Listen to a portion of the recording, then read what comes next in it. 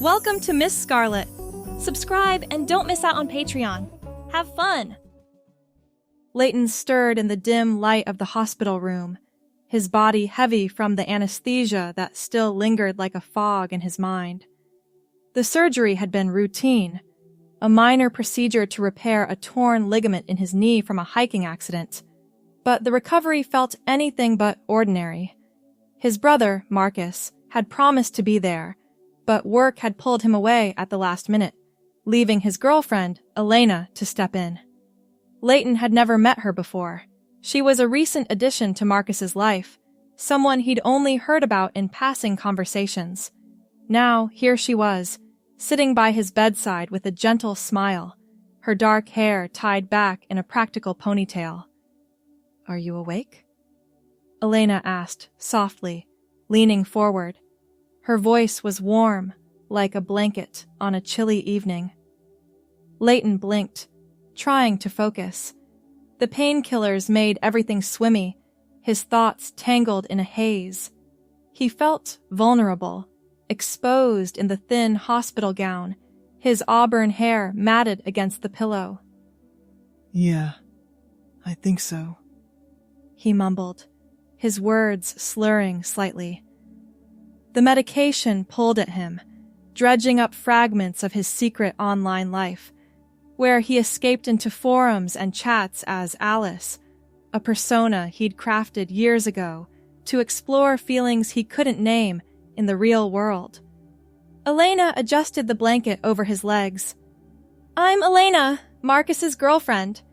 He had to handle an emergency at work, but he sent me to look after you. What's your name? Just to make sure I have the right patient." Leighton's mind drifted, the drugs blurring the lines between reality and that hidden part of himself. "Alice," he whispered, the name slipping out before he could catch it. It felt right in that moment, comforting amid the confusion. Elena's eyebrows rose slightly, but she nodded without question. "Alice? Okay, nice to meet you, Alice. The nurses said you'd be groggy for a bit. Let me get you some water."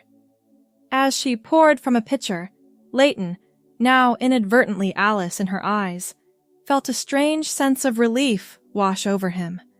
No judgment, no correction needed. The name hung in the air, unchallenged, and for the first time in years, it didn't feel like a secret to hide.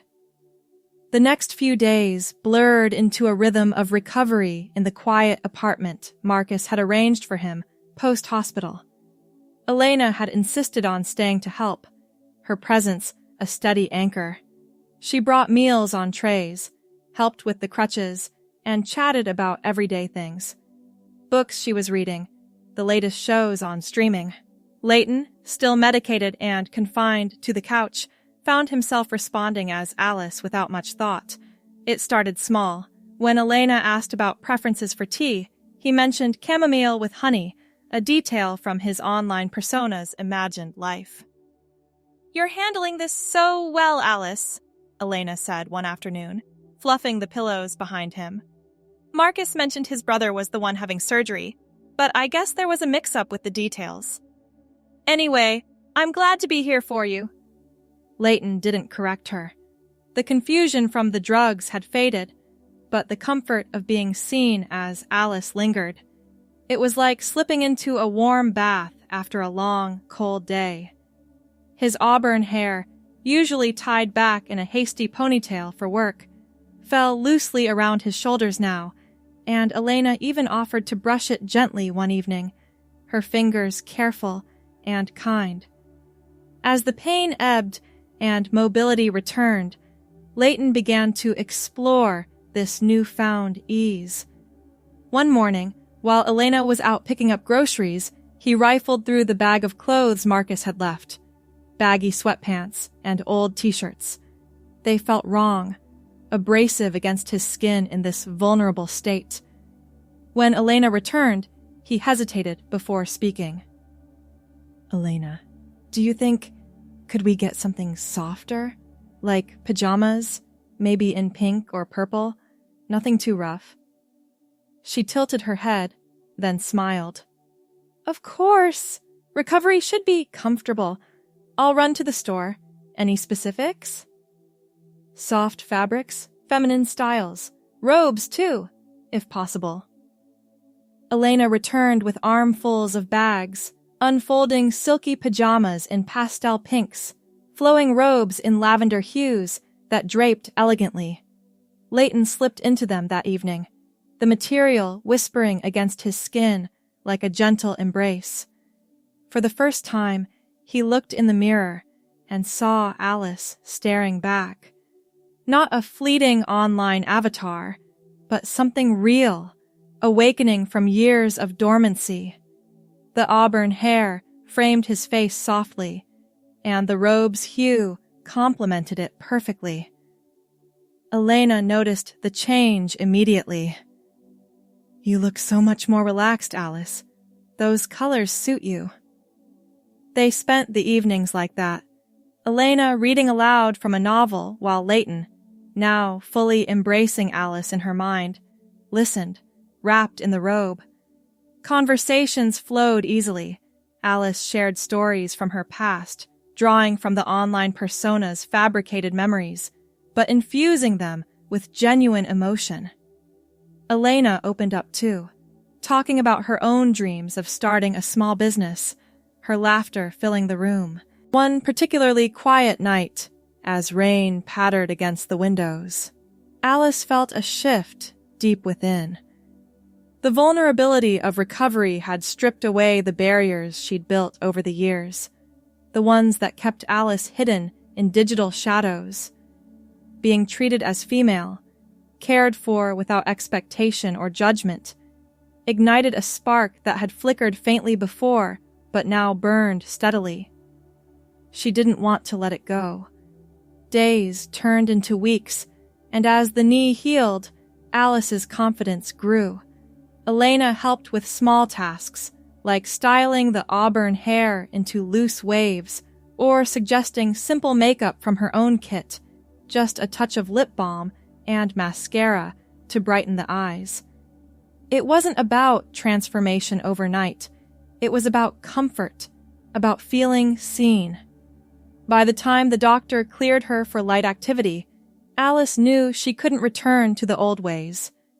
The pajamas and robes had become a sanctuary, but she needed more.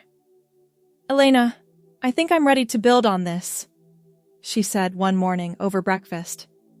For when I go back to work, professional things, blouses, skirts. Elena's eyes lit up. Shopping trip? Let's make it fun. They ventured out, Alice in a soft pink top and loose pants that felt like an extension of the recovery attire, her auburn hair catching the sunlight. At the boutique, Elena held up options: crisp white blouses with delicate buttons, charcoal pencil skirts that hugged just right without being restrictive. Alice tried them on, the mirror reflecting a woman emerging, professional and poised. Each piece felt like a step forward, a commitment to this awakening. Back at the apartment, Alice organized the new wardrobe meticulously. The blouses hung in neat rows, their fabric smooth and inviting. The skirts paired perfectly with low heels Elena had suggested, creating outfits that spoke of quiet strength. She practiced walking in them, the knee still tender but improving, her auburn hair swaying with each step. Marcus finally returned from his work trip, knocking on the door one evening. Elena greeted him with a hug, whispering something in his ear. Alice stood in the living room, dressed in a white blouse tucked into a charcoal skirt, her auburn hair neatly styled. Marcus paused, confusion flickering across his face. Leighton, what's going on? Alice took a deep breath, the name feeling distant now. It's Alice, actually. Things changed while you were away. Marcus listened as she explained. The mix-up, the comfort, the awakening. Elena chimed in, supportive as ever. It wasn't easy. There were questions, moments of doubt, but Marcus, ever the supportive brother, nodded slowly. If this is you, then I'm here for it. With her recovery complete, Alice prepared for her return to the office. The first day back, she chose a crisp white blouse with subtle lace detailing at the collar, paired with a charcoal pencil skirt that fell just below the knee. Simple flats for the still healing knee, and her auburn hair pulled into a professional updo. The mirror showed a woman ready to face the world, not as a hidden persona, but as herself. Colleagues noticed the change, of course. Whispers rippled through the cubicles, but Alice held her head high, focusing on her tasks, reviewing reports, attending meetings. Her boss, a no-nonsense woman named Carla, pulled her aside during lunch. That's new. Suits you, though. Your work's as sharp as ever. The affirmation bolstered her. Evenings were spent expanding the wardrobe further. More blouses in soft ivories and blues, additional skirts in navy and gray, all professional yet feminine. She added cardigans in muted tones, scarves that draped elegantly. Each purchase was a brick in the foundation of her new life. Socially, things evolved too. Elena became a close friend, inviting Alice to coffee meetups where they discussed everything from career goals to favorite recipes. One afternoon, at a quaint cafe downtown, Elena introduced her to a group of women from her book club. Alice fit in seamlessly, her auburn hair gleaming under the pendant lights as she shared thoughts on the latest novel. Yet doubts crept in during quieter moments. Late at night, in the soft pink pajamas that had started it all, Alice wondered about the permanence of this path. The awakening felt profound, but the world outside could be unforgiving. She journaled about it, pages filling with reflections on the dormant feelings now alive and insistent. To solidify her commitment, Alice sought professional guidance.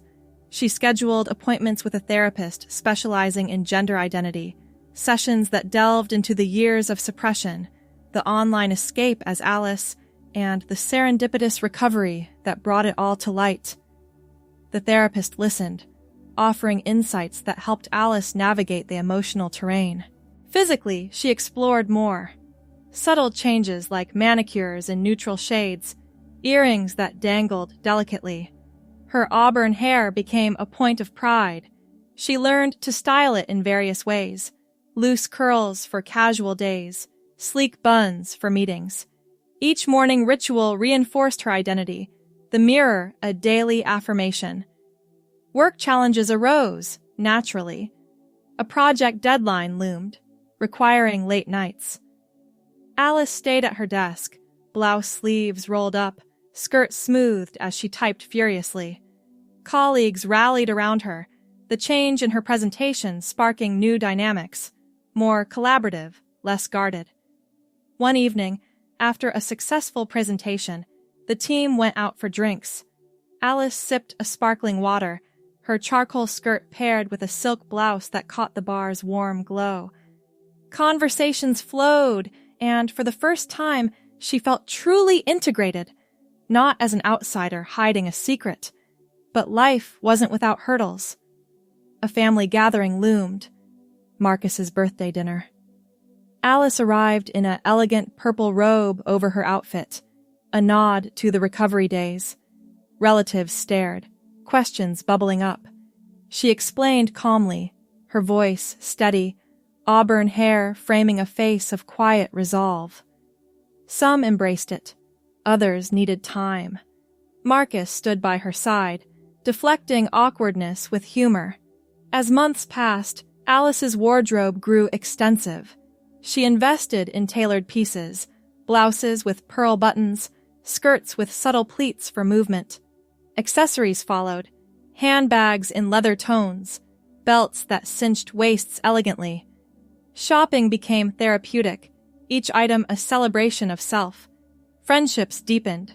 Elena and Alice took a weekend trip to a nearby town, browsing boutiques for more additions. Alice found a lavender robe that reminded her of the first one, wrapping herself in it during the hotel stay, feeling the continuity of her journey. Back home, she redecorated her space to match, soft pinks on throw pillows, purple accents in curtains. The apartment transformed into a haven, mirroring the internal shift. Professionally, opportunities arose. A promotion came her way, recognizing her dedication. In her new role, Alice led meetings in crisp white blouses and charcoal skirts, her auburn hair a signature element of her poised presence. Yet beneath the progress, a subtle undercurrent stirred. Whispers of deeper changes, hormones, perhaps surgeries, floated in her thoughts during therapy. The awakening had set her on this path, but where would it lead next? One crisp autumn morning, as leaves swirled outside her window, Alice stood before her closet, selecting an outfit for the day. The array of blouses and skirts represented more than clothes. They were armor, identity, freedom. She chose a white blouse with a bow at the neck, a charcoal skirt that swished softly as she moved. At work, a new colleague approached, curiosity in his eyes. "Alice, right? I've heard great things." She smiled, extending a hand. "Yes, that's me." Alice smiled, shaking his hand. His eyes lingered on her a moment longer than necessary, and for the first time in months, she felt a spark that had nothing to do with recovery or work. Hope you enjoyed the story so far. The rest will be available on Patreon.